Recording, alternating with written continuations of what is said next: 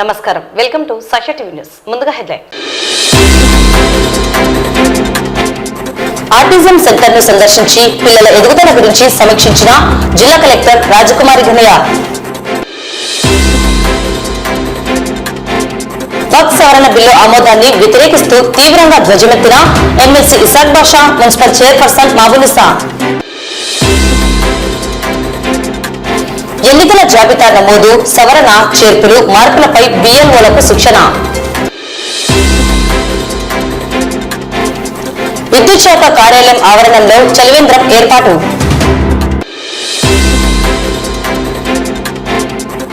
Vasavi Jagruti international club అనుబంధ సంస్థల ఆధ్వర్యంలో విద్యార్థికి ఆర్థిక సాయం.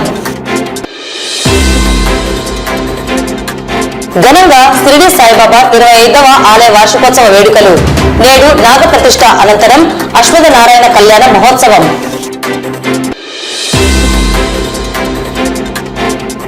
వైభవంగా నందవరం జ్యోతి మహోత్సవాలు.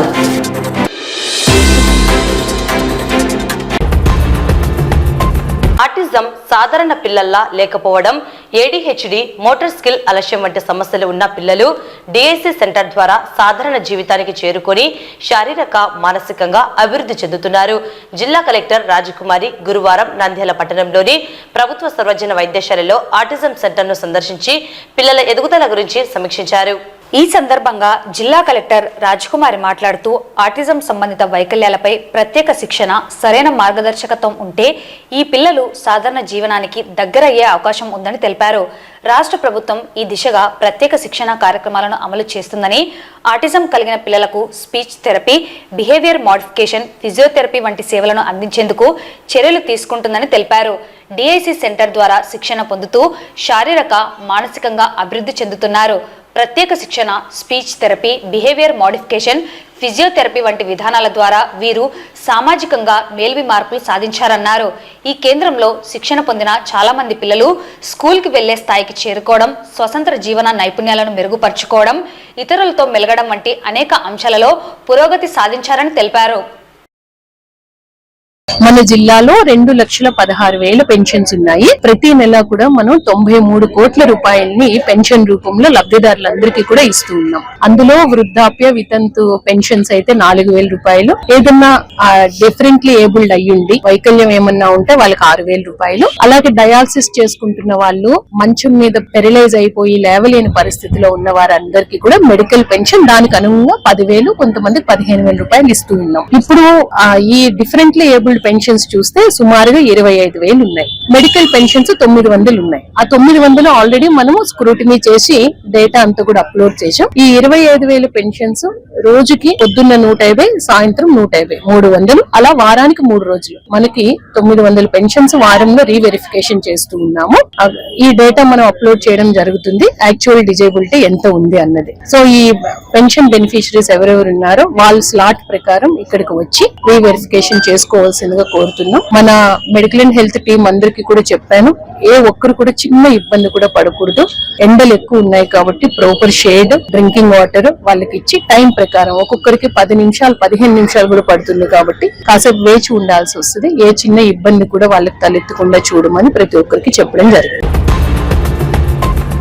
పార్లమెంటులో వక్ఫ్ సవరణ బిల్లు ఆమోదించిన నేపథ్యంలో నంద్యాల ఎమ్మెల్సీ ఇసాక్ బాషా తీవ్రంగా ఖండిస్తూ బీజేపీ ప్రభుత్వానికి రాష్ట్రంలో కూటమి ప్రభుత్వ మద్దతును తీవ్రంగా పరిగణిస్తూ ధ్వజమెత్తారు. ఈ మేరకు స్థానిక కార్యాలయంలో మీడియా సమావేశం నిర్వహించారు. ఈ సమావేశంలో నంద్యాల మున్సిపల్ చైర్పర్సన్ మాబునిసా, వైఎస్ఆర్సీపీ కౌన్సిలర్లు ఆరిఫ్ నాయక్, సమ్మత్ కలాం, వైసీపీ మైనార్టీ నాయకులు గన్ని కరీం, నవభారత్ హుస్సేన్, మార్కెట్ కలాం, సోహెల్ రాణా తదితరులు పాల్గొన్నారు. అందరికీ నమస్కారం. ఈ రోజు ఎంతో బాధతో ప్రెస్ మీట్ పెట్టాల్సిన అవసరం వస్తుందని ఎప్పుడు అనుకోలేదు. ముస్లింలకు వెన్ను విరిచే రకంగా ముస్లింల చరిత్రలో ఒక కాలా చట్టం అంటే నల్ల చట్టం అనేది ఇప్పుడు పార్లమెంట్ లో అలాగే బిల్లు పాస్ కావడం జరిగింది. వక్ఫ్ అమెండ్మెంట్ యాక్ట్ అది ఎంత లోపభూయిష్టంగా ముస్లింల ఆస్తులను తీసుకునే రకంగా ఉంది అంటే దానికి మన ముఖ్యమంత్రి, కూటమి ముఖ్యమంత్రి చంద్రబాబు నాయుడు సపోర్ట్ చేయడము సిగ్గుతో తలవంచుకోవాల్సిన పని. మైనార్టీ ఓట్లతో నేను గెలిచానని చెప్పుకుంటూ, మైనార్టీలకు మంచి చేస్తానని చెబుతూ శరాఘాతంగా మైనార్టీల హక్కులను వారికి తీసుకునే ఈ అమెండ్మెంట్ బిల్లుకు సపోర్ట్ ఇచ్చి మళ్ళీ సిగ్గు లేకుండా వాళ్ళ మనుషులతో 3 అమెండ్మెంట్లు ఇచ్చాను నేను, దాంట్లో 3 సవరణలు చేశానని చెప్తా. ఒక్కసారి ఆ మాట చెప్పిన మైనార్టీ నాయకుల గుండెల మీద చేసుకొని ఒక్కసారి ఆలోచన చేయండి. వక్ఫ్ అమెండ్మెంట్ యాక్ట్ మైనార్టీలకు మంచి జరుగుతూ ఉంది. మీ 3 సవరణ వల్ల మంచి జరుగుతూ ఉంది. భారతదేశంలో ఒక్క ముస్లిం మిమ్మల్ని హర్షిస్తాడా? ఒక్క ముస్లిం భారతదేశంలో ఈ రకంగా చేస్తా ఉన్నారా? వక్ఫ్ లో ఉన్నటువంటి ఆస్తులు ఏ గవర్నమెంట్ ఇచ్చింది కాదు.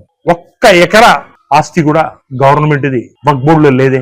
అవి పవిత్రంగా కష్టార్జితంగా భావించి ఎంతో మంది మసీదులకు, దర్గాలకు, ఖాన్ఖాలకు, ఆశుర్ఖానాలకు అన్నిటికీ ఇచ్చిన ప్రాపర్టీస్ అవి. వాళ్ళ సొంత కష్టార్జితం ఇచ్చారు. నవాబులు అనుకోండి, పేదవాళ్ళు అనుకోండి, ఎవరైనా వాళ్ళకి ఇచ్చిన ప్రాపర్టీస్.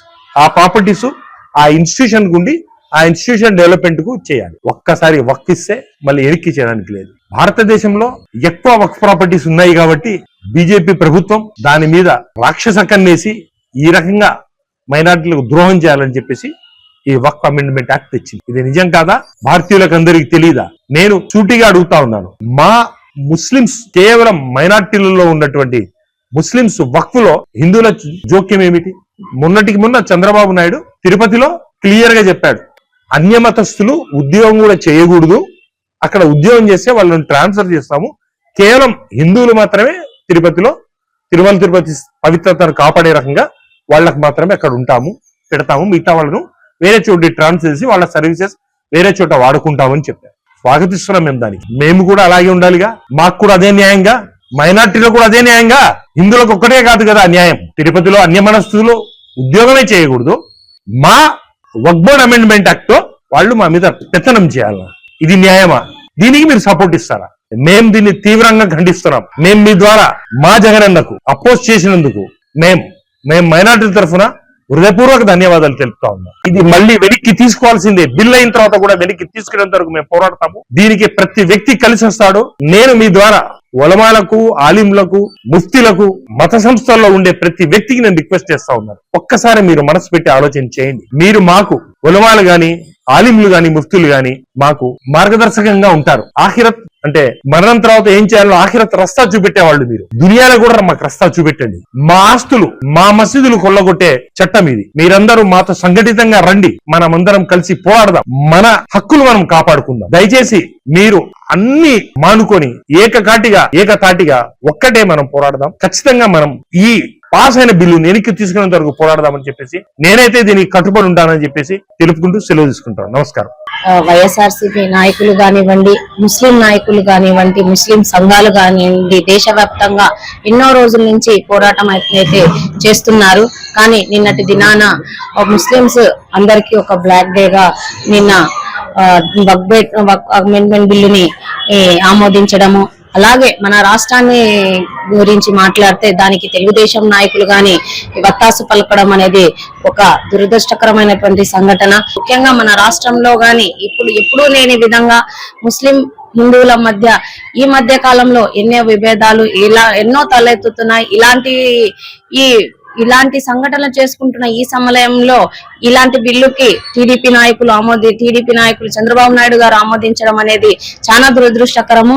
మేము గట్టిగా ఈ రోజు టీడీపీ వాళ్ళని కానీ అడుగుతున్నాము, ఖచ్చితంగా ఏదైతే రాష్ట్రంలో మైనార్టీ పట్ల ఉంటాము, మైనార్టీలకు మంచి చేస్తామని చెప్తూనే వాళ్ళకు వెన్నుపోటు పొడుస్తున్న చంద్రబాబు నాయుడు గారికి అయితే మైనార్టీస్ తరఫున గట్టిగా బుద్ధి చెప్తామని ఈ సందర్భంగా తెలియజేసుకుంటున్నాను. రాబోయే రోజుల్లో ఇది ఇక్కడితో ఆగదు, ఇంకా ఇది అంతం కాదు, ఇప్పటి నుంచి ఆరంభం అని కూడా తెలియజేస్తున్నాము. ఏ విధంగా అయితే ఎన్ఆర్సీ, సిఐఏ, ఎన్పిఆర్ గురించి రోడ్లపై వచ్చి నిరసన తెలపడం జరిగిందో అదే విధంగా దానికన్నా ఎక్కువ శాతంతో రోడ్లపైకి వచ్చి మా వక్ఫ్ బోర్డు మేము కాపాడుకుంటాము. ఇది మా రాజకీయ నాయకులకు ఒకటే తెలియజేస్తున్నాం, టీడీపీ ముస్లింలకు ఒకటే తెలియజేస్తున్నాము. మీరు చేసిందే తప్పు. పార్లమెంట్ లో పోయి ముస్లింలకు వ్యతిరేకంగా వీళ్ళకు సపోర్ట్ చేసి మళ్ళీ ఇక్కడ వచ్చి మా నాయకుడు ముస్లింల కోసం పోరాటం చేశారని తప్పుడు ప్రచారం చేసుకుంటున్నారు. ఖబర్దార్, సిగ్గుండాలి కొద్దిగా.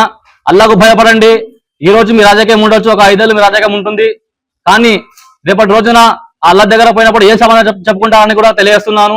కాబట్టి మీరు మీ నాయకుడికి వ్యతిరేకించినా పర్లేదు, ఆయనకు ప్రశ్నించడం కన్నా పర్లేదు, కానీ బయటకు వచ్చి ముస్లింలకు మాత్రం ద్రోహం చేయకని కూడా తెలియజేస్తున్నాను. నిన్న పార్లమెంట్ లో వక్ఫ్ బోర్డు అమెండ్మెంట్ బిల్ కోసం ఎలక్షన్ జరిగినప్పుడు ముస్లింల కోసం మేము ముందరుంటాము, ముస్లింల పక్షాన మేము నిలబడతాము, ముస్లింల అభివృద్ధి కోసమే మేము పాటుపడతామని చెప్పి నారా చంద్రబాబు నాయుడు గారు నిన్న బీజేపీకి ఒత్తాసు పలుకుతూ ముస్లింలకు ఎప్పట్లాగే మామూలు ఎలాగైతే వెన్నుపోటు పెడతారో అలాగే ముస్లింలు కూడా నిన్న వెన్నుపోటు పడవడం మనం అందరం చూసాము. అయినా ఆయనకు వెన్నుపోటు పడవడం కొత్త కాదు, మనం చూడడం కొత్త కాదు. మనం ఆలోచించాల్సింది ఏమంటే అలాంటి వెన్నుపోటుదారుని మళ్ళీ ముఖ్యమంత్రి చేసుకోవడం మన దౌర్భాగ్యం. ఆ దౌర్భాగ్యాన్ని మనం కంటిన్యూ చేసుకోవడం మన దరిద్రం. నంద్యాల విద్యుత్ కార్యాలయం ఆవరణంలో నంద్యాల రూరల్ ఏఈ శ్రీనివాసులు ఆధ్వర్యంలో గురువారం చలివేంద్రాన్ని ఏర్పాటు చేయడం జరిగింది. ఈ చలివేంద్రాన్ని ఎస్సీ సుధాకర్ కుమార్, డిఈ శ్రీనివాసులు రెడ్డి ప్రారంభించారు. విద్యుత్ శాఖ అధికారులు మాట్లాడుతూ విద్యుత్ శాఖ ఆధ్వర్యంలో పట్టణంలో వివిధ పనుల నిమిత్తం వస్తున్న ప్రజలకు వేసవి దాహార్తాన్ని తీర్చేందుకు చలివేంద్రాన్ని ఏర్పాటు చేయడం సంతోషంగా ఉందన్నారు. సేవా కార్యక్రమాలలో భాగస్వాములు కావడం మరికొందరికి స్ఫూర్తి నింపేందుకు ముందుకు వచ్చిన రూరల్ ఏఈ శ్రీనివాసులను ప్రత్యేకంగా అభినందించారు.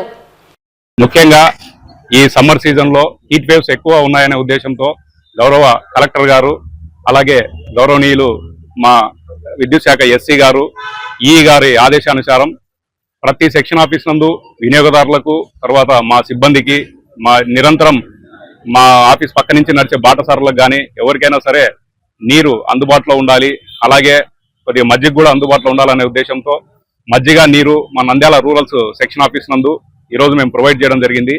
ఇది చేయడానికి మా విద్యుత్ శాఖ సిబ్బంది, మా రూరల్ సిబ్బంది, అలాగే మా జేఈ గారు, మా సెక్షన్ కాంట్రాక్టర్స్, తర్వాత మా పై అధికారులు అందరూ కూడా చాలా కాంట్రిబ్యూషన్ అలాగే ఇచ్చేసి మంచి ఒక సత్ కార్యక్రమాన్ని ఇక్కడ కండక్ట్ చేసినాము.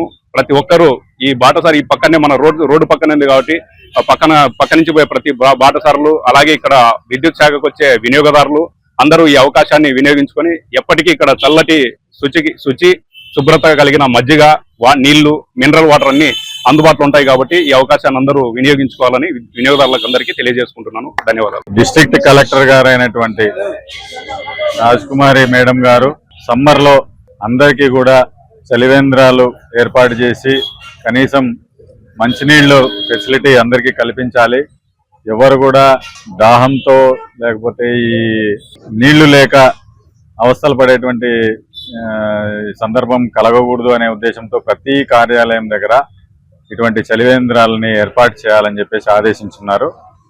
ఆ ఆదేశాలకు అనుసారంగా మేము మా విద్యుత్ సంస్థ తరఫున మా రూరల్ సెక్షన్లో ఇవాళ ఇక్కడ ఈ చలివేంద్రాన్ని ఏర్పాటు చేశాము.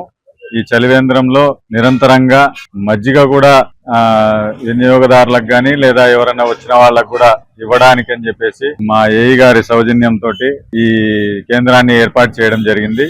దీంట్లో అన్ని మా విద్యుత్ సంస్థకు సంబంధించిన నంద్యాల జిల్లాకు సంబంధించినటువంటి అన్ని కార్యాలయాల్లో కూడా మేము ఈ విధంగా ఏర్పాటు చేయాలని చెప్పేసి ఆదేశాలు ఇచ్చాము.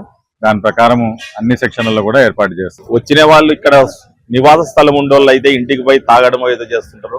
బయట నుంచి వచ్చిన వాళ్ళకు కొద్దిగా అందరికి తీర్చలేం, కానీ కొంతమంది కన్నా వాళ్ళ దాహార్తిని ఈ సమ్మర్ సీజన్లో వాళ్లకు ఒక చిన్న సర్వీస్ చేయాలనే, దాహార్తిని తీర్చే సర్వీస్ చేయాలనే ఉద్దేశంతో మా విద్యుత్ శాఖ తరఫున మా రూరల్ ఏఈ శ్రీనివాసులు గారు యొక్క ముందుకొచ్చి ఏర్పాటు చేయడం జరిగింది. ఇది కంటిన్యూగా ఈ సమ్మర్ సీజన్ పీరియడ్ అంతా జరుగుతుంది కాబట్టి మా యొక్క ఇన్స్పైర్గా మిగతా సెక్షన్స్లో కూడా ఏర్పాటు చేయడం జరిగింది. ఎస్సీ గారు చెప్పినట్టు ఈ అవకాశాన్ని ఇక్కడ వచ్చిన వాళ్ళు వినియోగించవలసిందిగా పబ్లిక్ మనవి చేస్తూ ముగిస్తుంది. నంద్యాల జిల్లా పరిధిలోని మహానంది, బండియాత్మకూరు మండలాలకు సంబంధించిన బిఎల్ఓలకు జాతీయ ఎన్నికల కమిషన్ వారి ఆదేశాల మేరకు శ్రీశైలం ఎలక్టోరల్ ఆఫీసర్ రాంభూపాల్ రెడ్డి ఆధ్వర్యంలో ఎన్నికల జాబితా నమోదు, సవరణ, చేర్పులు, మార్పులపై బిఎల్ఓలకు నంద్యాల మండల రెవెన్యూ భవన్ నందు గురువారం శిక్షణ నిర్వహించడం జరిగింది. నమస్కారం. ఎలక్షన్ కమిషన్ ఆదేశాల మేరకు ఈ రోజు మహానంది బండార్ముగురు సంబంధించినటువంటి బిఎల్ఓస్ అందరికీ కూడా ఎలాంటి ఫార్మ్స్ ను వాడాలి, ఓట్లు తొలగించడంలో గానీ, ఎక్కించడంలో గానీ, కరెక్షన్ చేయడంలో గానీ, ఆ ఫార్మ్స్ ఎలా రాయాలి, ఎలాంటి ప్రూఫ్లు తీసుకోవాలి, ఎలాంటి రిమార్క్స్ రాయాలి, సర్వే లోకల్ సర్వే ఎలా నిర్వహించాలి అనే దానిపైన ఈ రోజు ట్రైనింగ్ ఇవ్వడం జరిగింది. Rambhupal Reddy, electoral registration officer, Srisailam.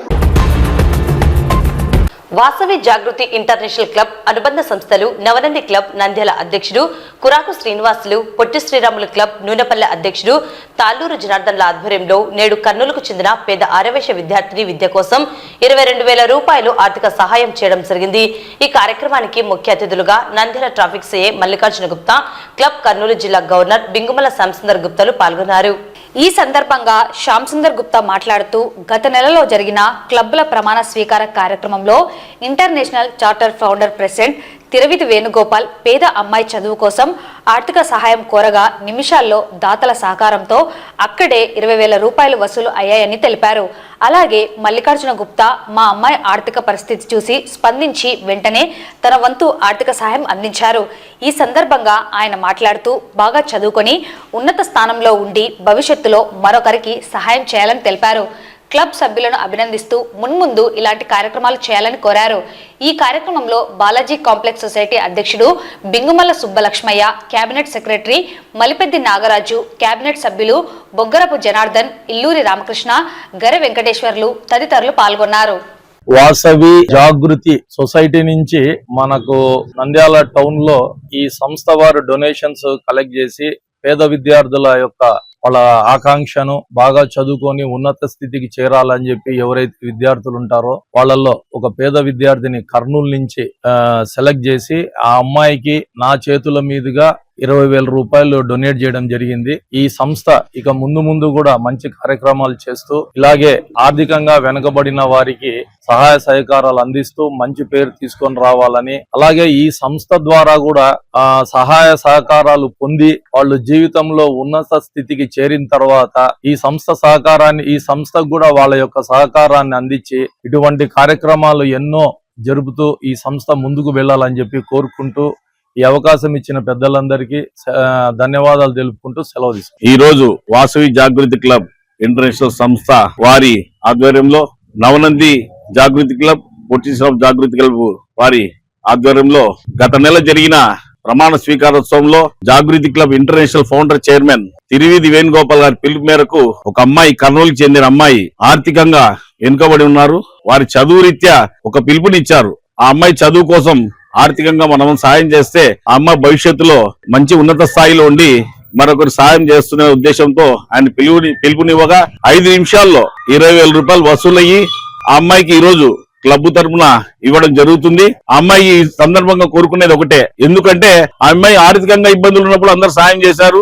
ఆ సాయం పొందుతూ చదువుతూ ఉన్నత స్థాయిలో ఉండి రేపొద్దున ఇంకోరికి ఆర్థికంగా సాయం చేయాలని కోరుకుంటూ ఆ అమ్మాయి భవిష్యత్తులో మంచి ఉన్నత స్థాయి ఉండాలని కోరుకుంటూ ఈ సందర్భంగా మేము ఆహ్వానించగానే మా ట్రాఫిక్ సిఐ గారు ఆ అమ్మాయికి ఆయన చేతుల మీద ఇవ్వడం జరిగింది. ఆయన అయితే ఏ విధంగా ప్రభుత్వ అధికారిగా ఉన్నారో ఆ అమ్మాయి కూడా ప్రభుత్వ అధికారిగా ఉండాలని కోరుకుంటూ సెలవు తీసుకుంటున్నాను. ఆ అమ్మాయికి 20,000 రూపాయలు డొనేషన్ గా ఇచ్చాము. ఆ రోజు వాళ్ళు అందుబాటులో లేనందువలన గవర్నర్ షాప్ నందున ఈ రోజు ఆ అమ్మాయికి అందజేశాము.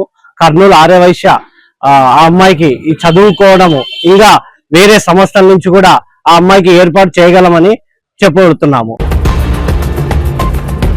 నంద్యాల పట్టణం నాగులకుంట రోడ్డు నందు వెలిసిన షిరిడి సాయిబాబా ఆలయం 25వ వార్షికోత్సవంలో భాగంగా నేడు ఆలయంలో నాగప్రతిష్ఠ కార్యక్రమం నిర్వహించడం జరిగింది. ఈ కార్యక్రమాల్లో భక్తజనం విరివిగా పాల్గొని ప్రత్యేక పూజలను నిర్వహించారు. ఆలయంలో నాగప్రతిష్ఠ అనంతరం అశ్వథ నారాయణ కళ్యాణ మహోత్సవం నిర్వహించడం జరుగుతుందని భక్తులు పాల్గొని బాబావారి ఆశీస్సులు పొందుకోవాలని వేద పండితులు తెలిపారు. విచ్చేసిన భక్తులకు ఆలయ కార్యనిర్వహణ సభ్యులు అన్నప్రసాద వితరణ చేపట్టడం జరుగుతుందని తెలిపారు.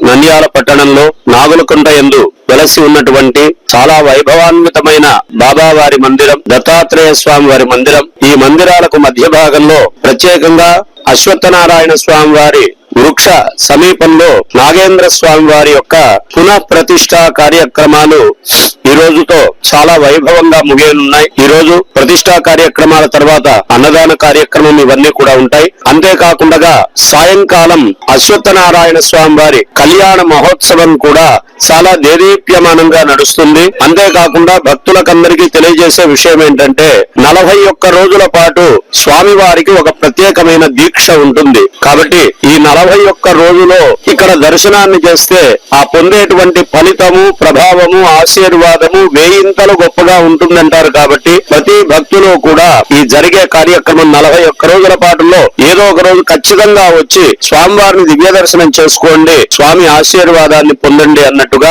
ఇక్కడ ఉన్నటువంటి కమిటీ మెంబర్ల తరఫున ఆలయ అర్చక ప్రతినిధిగా మీకందరకు కూడా ఆశీర్వదిస్తూ తెలియజేస్తున్నాను. శుభం భూయ. ఈనాడు దాదాపు 25 సంవత్సరాలు పూర్తి చేసుకొని సిల్వర్ జూబులో అడుగు పెడుతున్నాము.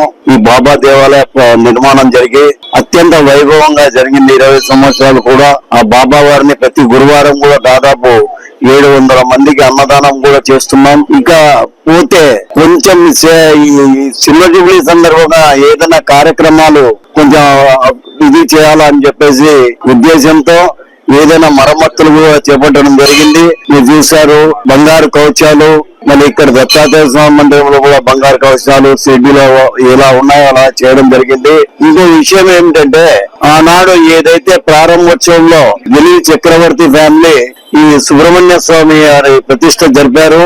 అది కొంచెం ఆ చెట్టు వైడన్ కావడం వల్ల కొంచెం డిస్మాంటిల్ కావడంతో దాన్ని మళ్ళా పునఃప్రతిష్ఠ చేయాలనే ఉద్దేశంతో వారే ముందుకొచ్చారు. మేమే ప్రతిష్ఠ చేశాం, మళ్ళా పునఃప్రతిష్ఠ కూడా మేమే చేస్తామని చెప్పి రావడం జరిగింది. నిజంగా వారికి ప్రత్యేక ధన్యవాదాలు తెలియజేస్తున్నాను. ఈ 3 రోజుల కార్యక్రమాలన్నీ నాగేంద్ర శర్మ గారు నవచండీ హోమము, మరి ఈ రోజు విగ్రహ ప్రతిష్ఠ, సాయంత్రం కళ్యాణము ఇవన్నీ కూడా అందరు భక్తులు తిలకించాలని కోరుతున్నాం.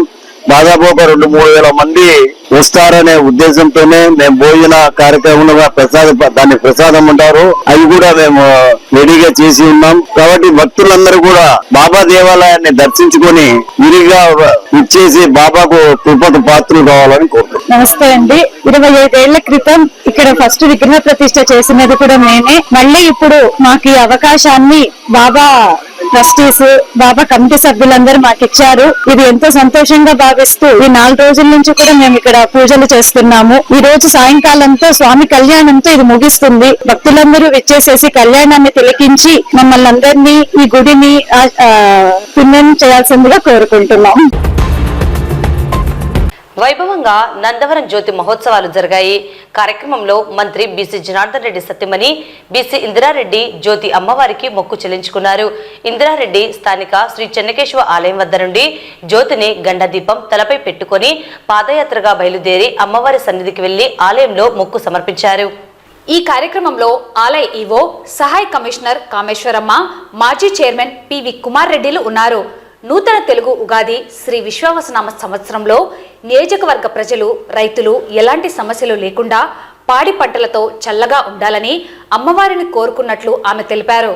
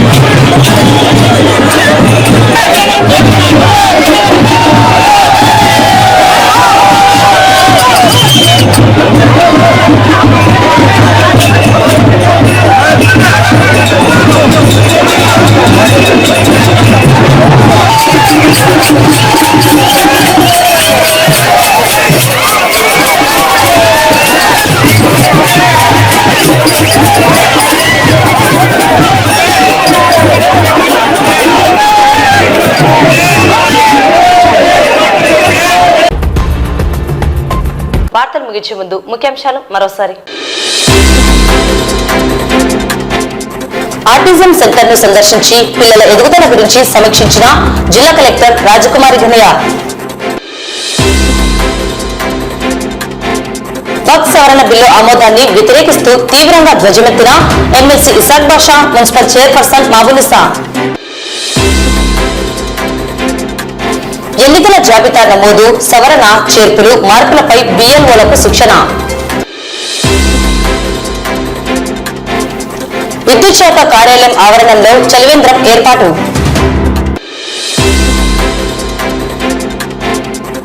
వాసవి జాగృతి ఇంటర్నేషనల్ క్లబ్ అనుబంధ సంస్థల ఆధ్వర్యంలో విద్యార్థికి ఆర్థిక సాయం. ఘనంగా షిరిడి సాయిబాబా 25వ ఆలయ వార్షికోత్సవ వేడుకలు. నేడు నాగప్రతిష్ఠ అనంతరం అశ్వథ నారాయణ కళ్యాణ మహోత్సవం.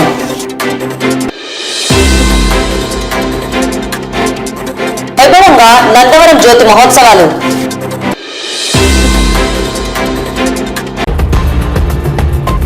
ఈ వార్తలు ఇంతటితో సమాప్తం. నమస్కారం.